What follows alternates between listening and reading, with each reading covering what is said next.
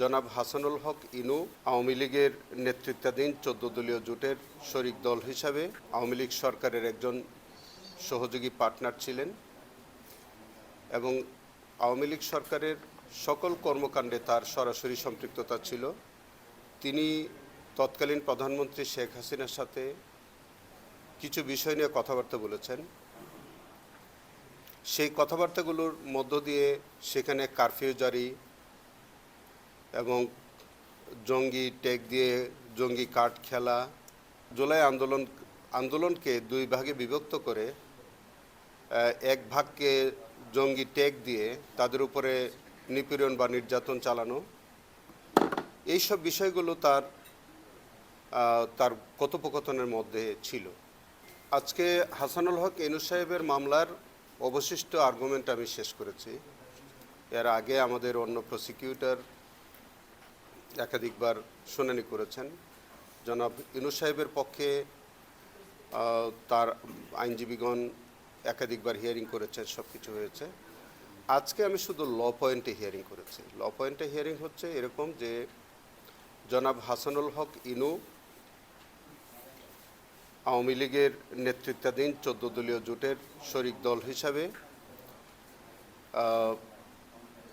আওয়ামী লীগ সরকারের একজন সহযোগী পার্টনার ছিলেন এবং আওয়ামী লীগ সরকারের সকল কর্মকাণ্ডে তার সরাসরি সম্পৃক্ততা ছিল। তিনি ২০/৭/২০২৪ সালে এবং ৪/৮/২০২৪ সালে এই ২ তারিখে তিনি তৎকালীন প্রধানমন্ত্রী শেখ হাসিনার সাথে কিছু বিষয় নিয়ে কথাবার্তা বলেছেন।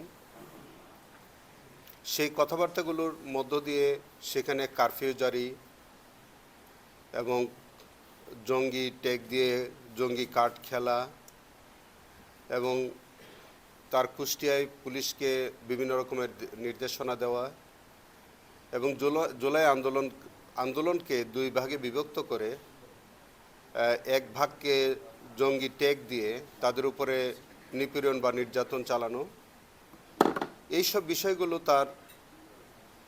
তার কথোপকথনের মধ্যে ছিল। আমরা ৯ জন সাক্ষী দিয়েছি এই কেসে এবং সাথে তার যে কথোপকথন ছিল তৎকালীন প্রধানমন্ত্রী শেখ হাসিনার সাথে, সেই কথোপকথনের রেকর্ডগুলো আমরা দিয়েছি এভিডেন্সে। সেখান থেকে আমরা পরিষ্কারভাবেই এইটি প্রমাণ করার চেষ্টা করেছি বা আমরা তথ্য প্রমাণ দিয়েছি যে জনাব ইনু সাহেব একজন রাজনৈতিক নেতা হিসেবে তিনি দেশপ্রেমী মানুষের বিরুদ্ধে অবস্থান নিয়েছিলেন। সাধারণ মানুষকে জঙ্গি ট্যাগ দিয়ে তাদের উপরে নিপীড়ন চালানোর জন্য নানান কৌশল বা নানান পরিকল্পনা এর সাথে তিনি জড়িত ছিলেন, যার ফলশ্রুতিতে বহু লোকের হতাহতের ঘটনা ঘটেছে, মানবতা বিরোধী অপরাধ সংগঠিত হয়েছে। আইনের বিধানটা ছিল যে আসামি পক্ষের বিরুদ্ধে যে চার্জগুলো আনা হবে সেই চার্জগুলো তিনি বা তারা সেগুলি খণ্ডাবেন। জনাব ইনু সাহেবের বিরুদ্ধে সুস্পষ্ট এলিগেশন ছিল যে তারই একটি কথোপকথন, কিন্তু সেই কথোপকথনের মধ্য থেকেই তার সংশ্লিষ্টতা এগুলো ছিল। কিন্তু এই কথোপকথন তিনি সরাসরি অস্বীকার করেননি, বরঞ্চ তিনি এগুলা স্বীকার করেছেন।